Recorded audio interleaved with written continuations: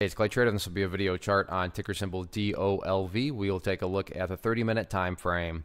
Real quick, what do I mean by 30-minute in case maybe you're new to charts? Instead of each one of these candlesticks here representing 1 day's worth of price action, which is what you would normally see, each one represents 30 minutes. So while this here may look like several days worth of time, it's actually just today's price action broken down into 30-minute time slices.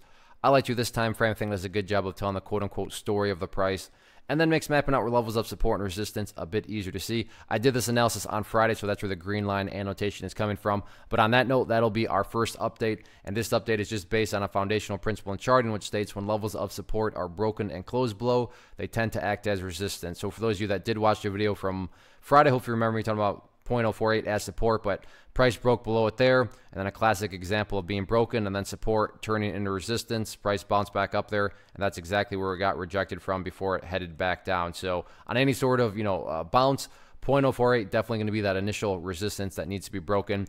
And then to circle back to the question that was very kind of in your face on Friday because of the final 30 minutes represented by that huge volume candle there.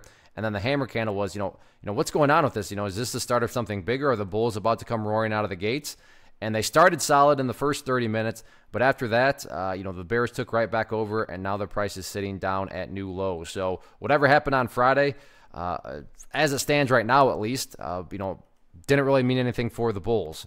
How can I say that? Well, I mean, if it meant something for the bulls, then I would assume that the price would at least have went sideways, if not up, but that's not what happened. The price continued to sink back downwards. Who knows? Maybe there's going to be a delayed reaction, and tomorrow the price will be up at 7 cents. I mean, these are penny stocks, so you never know. But as it stands right now, that Friday action, there was just nothing really bullish behind it because of, obviously where the price is right now. Now, what about potential next areas of support? So if this price movement continues to pull back, let's talk about the next area of, past history where people were buying.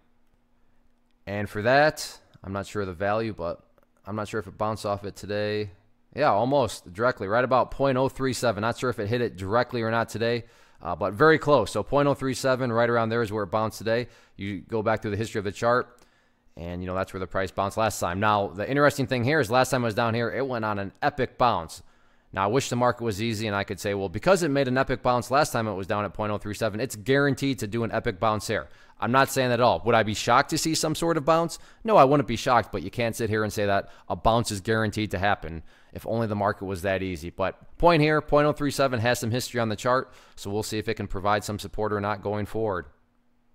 One of the biggest questions I get is, hey Clay, how do you find the stocks that you trade? So what I've done is put together a free resource guide where I talk about the tools that I use to locate stocks that I find interesting and think may have potential. So if that sounds like something that could add value to you as a trader, then click on the image that is up on the screen right now and I will email you the guide. The guide itself is very short and to the point, and best part, it's completely free. Thanks for watching the video. Let me know if you have any questions.